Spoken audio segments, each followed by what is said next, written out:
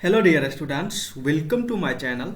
In this video, I am going to discuss properties of union and intersection and also discuss some important law and important theorem related to set theory. So now let's start with distributive law. Suppose that you have three non-empty sets, set A, set B and set C, and if you perform two types operation in these three sets, suppose that if you want to find A union B intersection C, and another example is A B C, A intersection B and B union C. जब भी इस तरह का operation perform करना हो तो आपको क्या करना है, सबसे पहले यहाँ पे जो ऑपरेशन है इसका यूज करके आपको ये लिखना है A यूनियन B और फिर लिखना है A यूनियन C, और यहाँ मिडल में जो ऑपरेशन है इसको डायरेक्टली आपको यहाँ पे लिख देना और यही इसका फॉर्मूला हो जाएगा। ठीक इसी प्रकार आप इसको भी लिख सकते हैं। यहाँ पे क्या है, इंटरसेक्शन है, तो सबसे पहले आप इसे ऐसा लिखोगे A इंटरसेक्शन B और फिर लिखोगे A इंटरसेक्शन C, और देखो मिडिल में यूनियन है तो सिंपली आप यहाँ पे यूनियन लिख, तो इसके इक्वल्स यही होगा। और इसी प्रॉपर्टी को हम लोग डिस्ट्रीब्यूटिव लॉ बोलते हैं। ये कुछ इस तरह से, और दूसरा हो जाएगा आपका कुछ ऐसा। आइए अब मैं इसको वेन डायग्राम की हेल्प से एक्सप्लेन करने की कोशिश करता हूँ। तो देखिए अपना ये three non empty set, set A B and C है। तो देखो ये वाली जो रीजन रिप्रेजेंट करेगी, सबसे पहले आइए हम बी इंटरसेक्शन सी की बात करते हैं। तो देखो ये अपना सेट बी है और ये सेट सी है। सो देखो ये वाली एरिया बी इंटरसेक्शन सी हो जाएगी, ये पूरा एरिया हमारा बी इंटरसेक्शन सी हो। अब क्या करना है, इस पूरे सेट का बी इंटरसेक्शन सी का ए के साथ यूनियन लेना है। तो देखो ये अपना पूरा सेट ए है, तो इसके साथ इसका यूनियन ये पूरा आ जाएगा, ये पूरा सेट। तो ये पूरा शेडेड रीजन इसको रिप्रेजेंट कर रही है। ठीक इसी प्रकार इसको भी हम लोग वेन डायग्राम की हेल्प से रिप्रेजेंट कर सकते। यहाँ पे आइए सबसे पहले हम लोग ए इंटरसेक्शन बी और फिर ए इंटरसेक्शन सी को रिप्रेजेंट करते हैं। तो देखो ये अपना सेट ए है और ये अपना सेट बी है। तो देखो ये वाला जो रीजन होगा ये किसको रिप्रेजेंट करे, ए इंटरसेक्शन बी को। वहीं भी यदि हम लोग बात करें ए इंटरसेक्शन सी का, तो ये हो जाएगा ये पूरा रीजन ए इंटरसेक्शन सी को रिप्रेजेंट, और जब इसका यूनियन लोगे तो क्या आ जाएगा, ये पूरा रीजन हो जाएगा। तो ज्योमेट्रिकली ये वाला रीजन इसको रिप्रेजेंट करेगा। इसका कुछ और भी प्रॉपर्टीज होता है, आइए हम लोग इसको भी समझते हैं। अब अगर हम इस सेट ए में से बी यूनियन सी को सब्ट्रैक्ट कर दे तो ये इसके इक्वल्स हो जाएगा। यहाँ पे जो माइनस है सबसे पहले ये हो जाएगा ए माइनस बी, फिर हो जाएगा ए माइनस सी, और यहाँ पे यूनियन है तो यहाँ पे इंटरसेक्शन आ जाएगा। ठीक इसी प्रकार जब आप ए माइनस बी इंटरसेक्शन सी करोगे तो ये ऐसा हो जाएगा ए माइनस बी और फिर हो जाएगा ए माइनस सी, और यहाँ पे इंटरसेक्शन है तो यहाँ पे यूनियन आ जाएगा। तो ये ऐसा हो जाएगा। आई होप आपको डिस्ट्रीब्यूटिव लॉ अच्छे से समझ में आया होगा और ये वेन डायग्राम भी अच्छे से क्लियर हुआ होगा। चलिए अब हम लोग कॉम्प्लीमेंट लॉ की बात करते हैं। तो देखो ये क्या होता है, मान लीजिए आपके पास कोई यूनिवर्सल सेट यू है और ये कोई सेट ए है। तो जब भी आपको ए का कॉम्प्लीमेंट पूछा जाएगा तो इस सारे एलिमेंट को छोड़ करके जो बाकी एलिमेंट होगा सेट यूनिवर्सल सेट का, वही अपना कॉम्प्लीमेंट ऑफ ए होगा। मीन्स ये पूरा ब्लैक रीजन कॉम्प्लीमेंट ऑफ ए को रिप्रेजेंट करेगा। तो आइए इसकी कुछ प्रॉपर्टीज को देख। जब आप इस सेट ए और इस कॉम्प्लीमेंट सेट ए का यूनियन लोगे तो ये हमारा पूरा यूनिवर्सल सेट आएगा। तो देखो यहाँ पे यही चीज बताया जा रहा है। और जब आप इस सेट ए और इस कॉम्प्लीमेंट ऑफ सेट ए का इंटरसेक्शन लोगे तो देखो ये वाइट एरिया और ब्लैक एरिया में कुछ भी कॉमन नहीं आ रहा है, तो इसलिए ये फाई के इक्वल्स होता है। और जब आप कॉम्प्लीमेंट ऑफ सेट ए का फिर से कॉम्प्लीमेंट लोगे तो वापस सेट ए हो जाएगा। देखो बेसिकली सेट ए अपना ये है जिसमें एलिमेंट है 2 4 6 8। जब इसका कॉम्प्लीमेंट लोगे तो इसका मतलब ये होगा ये सारे एलिमेंट को छोड़ करके जो बच रहा है वही अपना कॉम्प्लीमेंट ऑफ ए हो जाएगा। तो 2 4 6 और 8 को छोड़ करके देखो ये सारे एलिमेंट्स बच जाएंगे 0 1 3 5 7 9। तो ये हो जाएगा कॉम्प्लीमेंट ऑफ ए।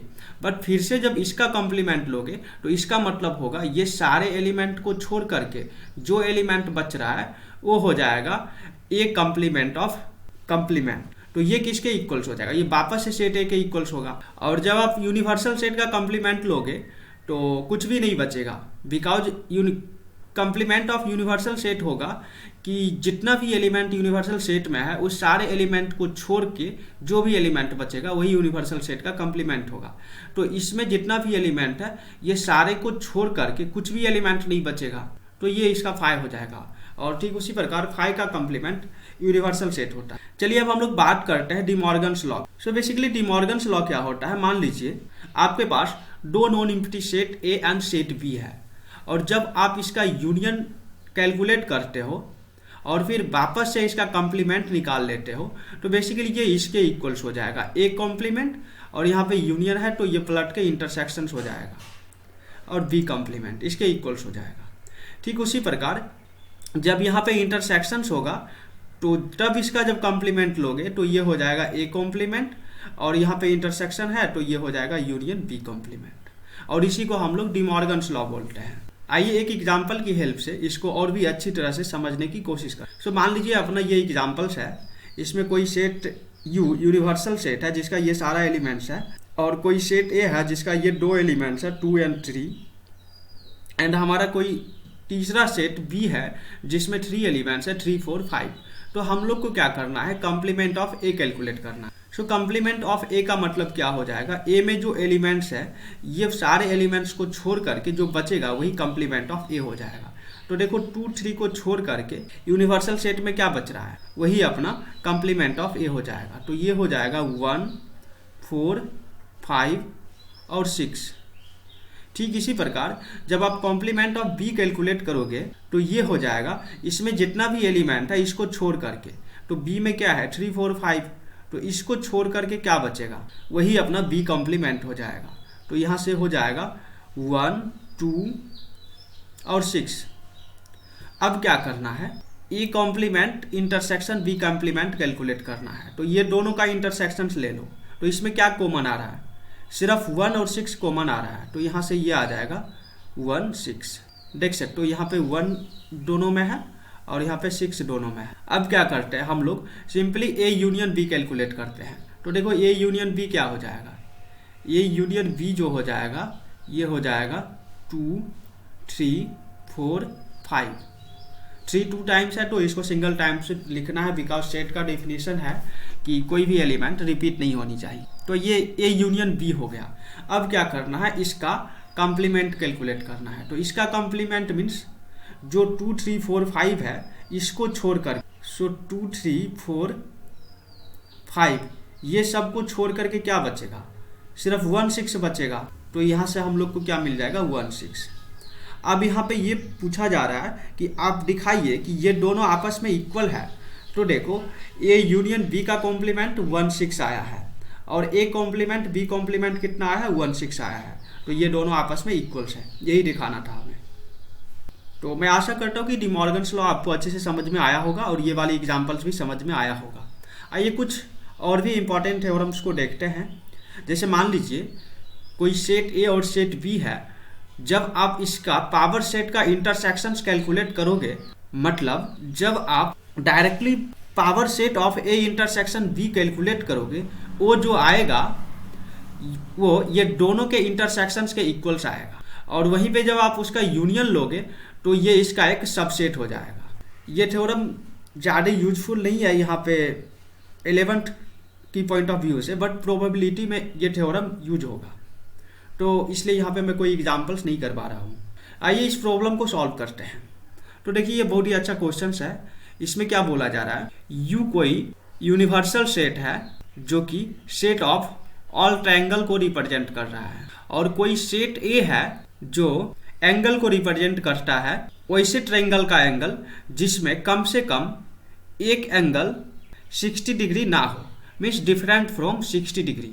तो आइए सबसे पहले ये समझते हैं, at least one angle different from 60 degree. इसका मतलब क्या हो गया, इसका मतलब ये हो गया कि ट्रायंगल का कम से कम एक एंगल 60 डिग्री नहीं होना चाहिए। ये ट्रायंगल में 3 एंगल्स होता है, तो at least one angle different from 60 का मतलब ये हुआ कि इसका कम से कम कोई एक एंगल 60 डिग्री नहीं होना चाहिए। और दूसरा ये भी हो सकता है इसका दो एंगल भी 60 डिग्री नहीं होनी चाहिए, ये भी हो सकता है। तो मान लीजिए कि इस केस में ये एंगल 60 डिग्री नहीं है, इस केस में ये भी हो सकता है कि ये भी 60 ना हो और ये भी 60 ना हो। तीसरा ये भी पॉसिबल है कि इसका तीनों में से कोई भी एंगल 60 डिग्री ना हो। तो ये सारी यहाँ पे पॉसिबिलिटी है, बिकॉज यहाँ पे सेट ए जो है वैसे ट्रायंगल का सेट है जिसका कोई भी एंगल 60 डिग्री नहीं है, क्योंकि ये जो सेट ए है ये वैसे ट्रायंगल का सेट है जिसका सारा एंगल 60 डिग्री नहीं है। तो जो बचा हुआ हमारा सेट होगा, ट्रायंगल का सेट होगा, वो सारे एंगल 60 डिग्री होगा, मीन्स हमारा इक्विलैटरल ट्रायंगल होगा। सो बेसिकली कॉम्प्लीमेंट ऑफ ए जो हो जाएगा ये हो जाएगा सेट ऑफ इक्विलैटरल ट्रायंगल। सो मैं आशा करता हूँ कि आपको ये क्वेश्चंस का सॉल्यूशन समझ में आया होगा और कॉम्प्लीमेंट का कॉन्सेप्ट भी अच्छे से समझ में आया होगा और सेट थ्योरी का important properties and important theorem ये सारे कुछ क्लियर हो गया होगा। बट फिर भी आपको कुछ भी डाउट्स है या कुछ सजेस्ट करना चाहते हैं या कुछ पूछना चाहते हैं तो आप हमें कमेंट कर सकते हैं। और इसके बाद आप एनसीईआरटी का एक्सरसाइज 1.5 ट्राई कर सकते हैं, आपसे पूरा एक्सरसाइज आराम से सॉल्व हो जाएगा। And if you are watching first time on my channel then please subscribe to my channel and also share with your friends, and thank you so much for watching this video.